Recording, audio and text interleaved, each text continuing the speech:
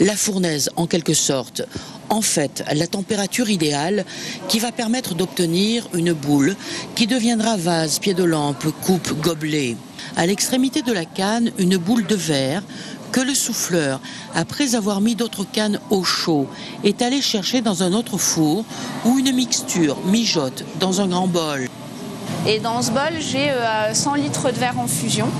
Et en fait, je vais chercher ma matière un petit peu de la même manière que la fondue savoyarde, c'est-à-dire qu'on pique et qu'on tourne très très vite, et plus on tourne vite et plus on prend une quantité de matière.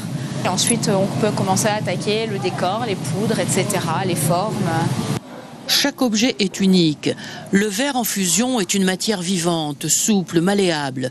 Il faut la travailler avec rapidité et précision. Pas de droit à l'erreur.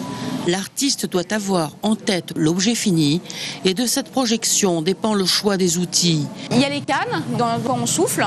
Ensuite, vous avez ce qu'on appelle des ferrets. Ce sont des tiges en métal qui nous permettent de faire des apports.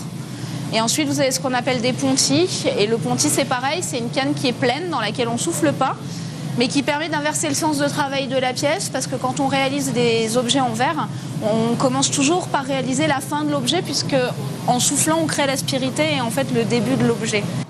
C'est un métier d'art et de création, un métier qui demande du souffle, mais pas seulement. Le souffle, c'est la légende un petit peu quand même, hein, parce qu'en réalité, on souffle bien peu. On aurait plutôt dû nous appeler tourneurs de verre, parce que comparativement à ce qu'on tourne, on souffle quasiment jamais en fait. Disons que la rotation est ce qu'il y a vraiment de plus important dans le métier.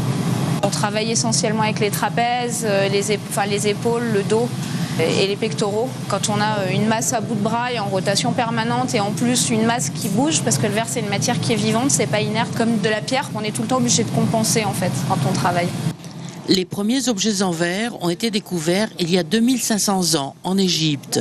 Le soufflage a quant à lui été inventé vers 250 avant notre ère par les Babyloniens. Depuis, les modes ont évolué, mais les gestes et les outils du souffleur de verre sont restés les mêmes.